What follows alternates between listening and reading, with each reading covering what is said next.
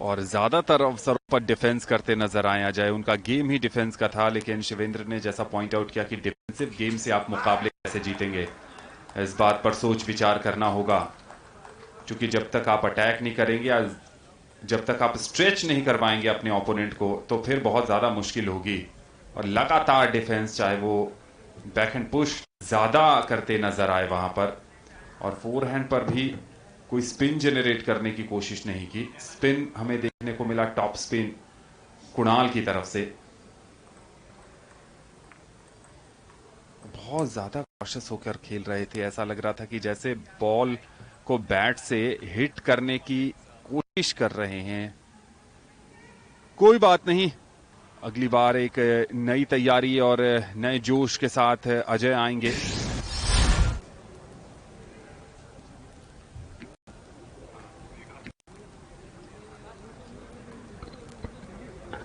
That you see how this match was played between Datta Prasad Chogle and Brijender Singh, and what a beautiful exhibition of para table tennis from Datta Prasad Chogle. Those body line smashes and beautiful use of the table here, using his body and placing himself comfortably at will, creating room and going for those powerful forehands. Brijender Singh from Uttar Pradesh has no response to that aggressive display of table tennis from Datta Prasad Chogle. There you see in the replay, in the highlights of the match between Jagannath Mukherjee and Vishwatambe.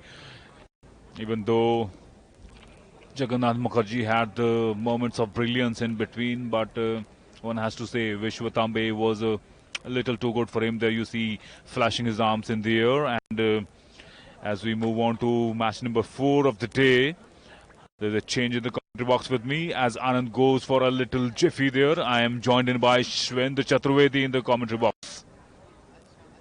Excellent display of great table tennis by the Maharashtra lad. League में अलग अलग खिलाड़ी, सभी खिलाड़ियों को groups में divide किया गया है। हर ग्रुप से ये हाइलाइट्स हैं इस मुकाबले की, जिसमें जीत हासिल की है बिहार के विवेकानंद ने। गुजरात बेशक कुछ क्लासेस की कुछ कैटेगरीज के दौरान डोमिनेट करता नजर आया हो, लेकिन फिलहाल इस राउंड में उनको हार का सामना करना पड़ा है। भाविना पटेल, सोनल पटेल जैसे बड़े बड़े नाम गुजरात से इन पैरा टेबल टेनिस में सुनाई देते हैं, लेकिन आज इस समय गुजरात टीम के लिए डे 2 कुछ खास नहीं जा रहा है। हालांकि डे 1 के एक्शन में गुजरात ने पहले दौर के मुकाबलों में काफी सारे पैरा पैडलर्स ने जीत हासिल की थी। ये हैं वो पॉइंट्स जहां पर कामयाबी हासिल की है अल्पेश ने। ये एक एरर था, हालांकि उनकी जो सर्विस है उनके लिए सबसे ज्यादा फायदेमंद साबित हुई। काफी इफेक्टिव सर्विस करते रहे, काफी एफिशिएंट सर्विस है उनकी, जिसने लगातार हर्षवर्धन पर दबाव बनाया। और शुरुआत से ही अगर आप ओपोनेंट पर एक बार डोमिनेट करना शुरू कर दें तो फिर ओपोनेंट की वापसी जो है थोड़ी सी मुश्किल हो जाती है। वैसा ही नजर आया सेकेंड गेम के दौरान। पहले गेम में दोनों के बीच में एक क्लोज कॉन्टेस्ट था, 9-9 की बराबरी, 10-10 की बराबरी, उसके बाद 11-11 की बराबरी हुई। लेकिन अल्पेश के पास जब सर्विस आई तो उन्होंने पहला पॉइंट लिया और फिर सर्विस को लगातार बरकरार रखते हुए 13-11 से पहला गेम जीत लिया अल्पेश। हाइलाइट्स पर नजर डालते हैं। दोनों ही खिलाड़ियों की तरफ से कुछ उम्दा शॉट्स देखने को मिले।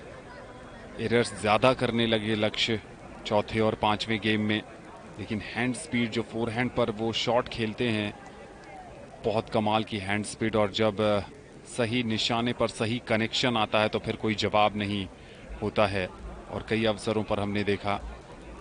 लेकिन दूसरी तरफ अगर बात करें अविनाश की, तो उनकी रणनीति बहुत साफ थी कि उनके ओपोनेंट जो लक्ष्य हैं उनसे दूर प्लेस किया जाए ताकि वो पहुंच ही ना पाएं, और कई अवसरों पर उन्होंने वहीं पर अंक हासिल किया। और ये अच्छी स्ट्रैटेजी भी थी। बहुत ज़्यादा पावरफुल शॉट्स उनकी तरफ से नहीं देखने को मिले, प्लेसमेंट पर ज़्यादा खेलते नजर आए और विवश किया कई अवसरों पर फोर्स्ड एरर के लिए लक्ष्य को, और उसके बाद मैच 3-2 से अपने नाम किया। ये इस मैच के कुछ प्रमुख अंश, खासतौर पर तीसरे गेम में भी बड़ी धमाकेदार शुरुआत की थी टाइम आउट के बाद। विद्या कुमारी ने, हालांकि 2-3 मैच पॉइंट बचाए गए थे प्रेमा के द्वारा, लेकिन अंततः बाजी मारी विद्या कुमारी ने। मार्जिन काफी था चूंकि, इसलिए कमबैक की जो पॉसिबिलिटी है वो अगर 2 या 3 पॉइंट्स का डिफरेंस हो तो रहती है। देख लेते हैं इस मुकाबले के कुछ मुख्य अंश को, और हाइलाइट्स में भी छाई रहेंगी ऊषा राठौड़ और ऊषा के शॉट्स, ऊषा की सर्विस, ऊषा के विनर्स। और जहां तक रही बात प्रियंका की, तो प्रियंका ने कुछ एक अवसरों पर अपने बैकहैंड प्लेसमेंट से जरूर प्रभावित किया था, लेकिन कंसिस्टेंसी का अभाव नजर आया। It will be interesting to see, look at these highlights here, how dominant Bharti Vain Patharia had been throughout this match. Couple of miss hits she definitely had, but all in all, she was always in the driving seat and in full control of this match. There you see, as I said, couple of mistakes on her part, but otherwise Vidya Vegaria had no chance whatsoever. She tried to ape Bharti in terms of angles, as far as angles are concerned, but the accuracy of angle and return of Bharti Vain Patharia was too good for Vidya Vegaria. देखिए इस तरीके से शुरुआत हुई women elite 79 kilogram और above 86 kilogram महिला para power lifting की प्रतियोगिता की। आज फाइनल डे है पैरा पावर लिफ्टिंग का दिल्ली के जवाहरलाल नेहरू इंडोर स्टेडियम में। ये सभी पैरा पावर लिफ्टर्स एक दूसरे को चैलेंज करते हुए महिला वर्ग की प्रतियोगिता कि आप ये झलकियां देख रहे हैं अपने स्क्रीन पे।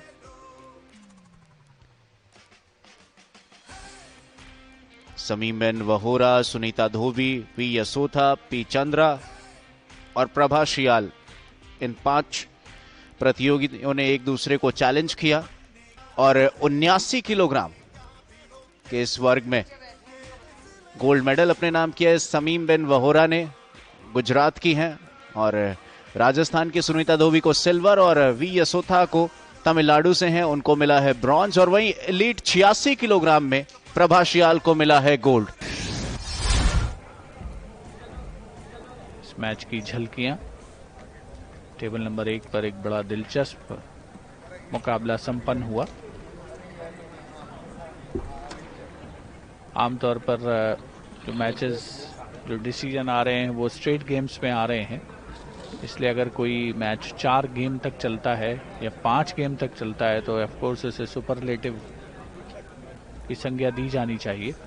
और यहाँ इन दोनों खिलाड़ियों के बीच हमेशा से ही ऐसा लग रहा था कि ये मैच 5वें गेम तक जा सकता है। It's amazing, Shivendra, like how the match looks after it ends in the 4th game, because after these two players had won their 1 game each and they were going for the 3rd game when Sumit Sehgal made a comeback of sort. This match was played between Kanchan and Sonal, and Sonal obviously turned out to be a better player, barring that 3rd game which was won by Kanchan Bain, in which Sonal literally gave away that game by those back-to-back unforced errors. I think she was always a better player, especially the kind of return she gave to her slicey serve. Kanchan Bain, very interesting style of serving. लेकिन बाजी मारी है गुजरात की सोनल ने।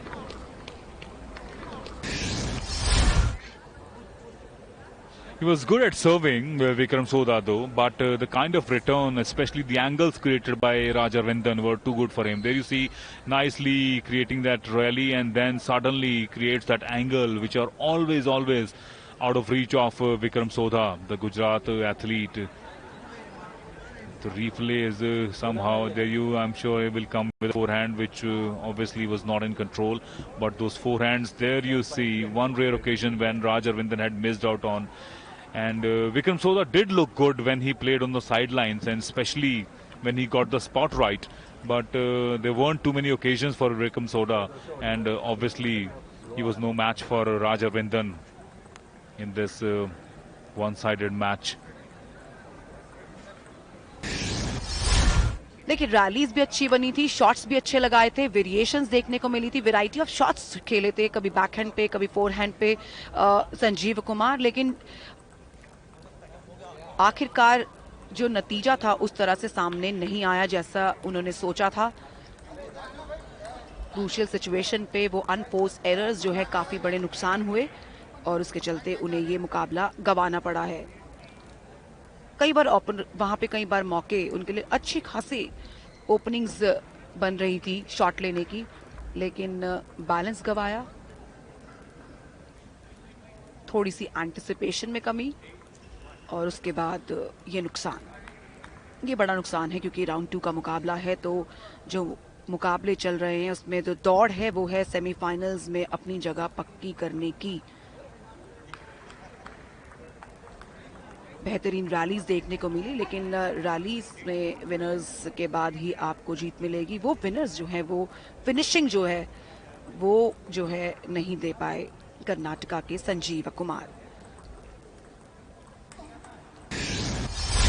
एक तेज तर्रार शुरुआत हुई थी इस मुकाबले के दौरान, बेहतरीन सर्विस हमें देखने को मिली है, बढ़िया शॉट्स हमने देखे, वैरायटी, वो एंगल, वो जिस भी तरीके की जो रणनीति थी गजानन परमार की, उसको उन्होंने पूरी तरह से एग्जीक्यूट किया है राजू के खिलाफ और उसी के चलते ये मुकाबला उन्होंने जीत लिया। एक बेहतरीन चीज उनकी तरफ से ये थी कि अगर उन्होंने एक गलती की है, कोई भी एक अनपोज, तो उसको तुरंत उन्होंने संभाला है, उसको तुरंत उसका जवाब दिया है। विपक्षी टेबल को किस तरह से रीड करना है ये वो बखूबी जानते हैं।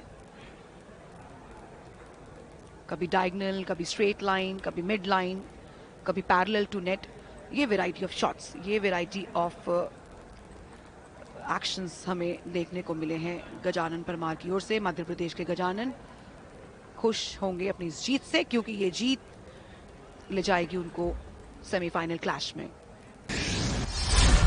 इस मुकाबले के हाइलाइट्स पर नजर डालें तो दोनों ही तरफ से कुछ बेहतरीन शॉट देखने को मिले, बहुत आकर्षक शॉट, तेजी थी उसमें, प्लेसमेंट था उसमें, hand speed, roll of the wrist, सारे इंग्रेडिएंट्स मौजूद थे कुछ एक विनर्स में। दोनों ही खिलाड़ी लगभग टक्कर के थे, लेकिन नाजुक अवसरों पर जिसने संभाला खुद को वो बन गया विजेता।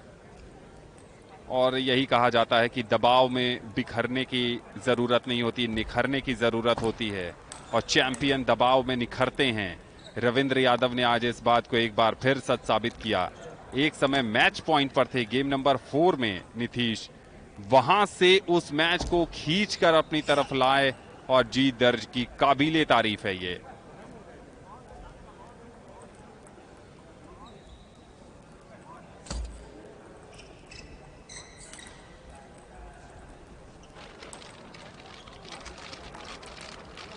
बैकहैंड पुश और उसके बाद जैसे मौका मिलता था वैसे फ्लिक,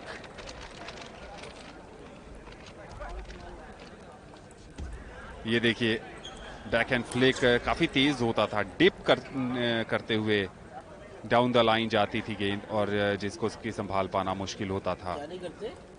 यहां बैठे जितने भी लोग इस मुकाबले को देख रहे थे सभी ने सराहना की है रविंद्र यादव के खेल की और प्रशंसा के पात्र तो नीतीश भी हैं। अब हम चलते हैं, आपको रैप अप के लिए थोड़ी देर में ले चलेंगे, लेकिन उससे पहले आज कई मुकाबले टेबल नंबर 1 पर देखने को मिले।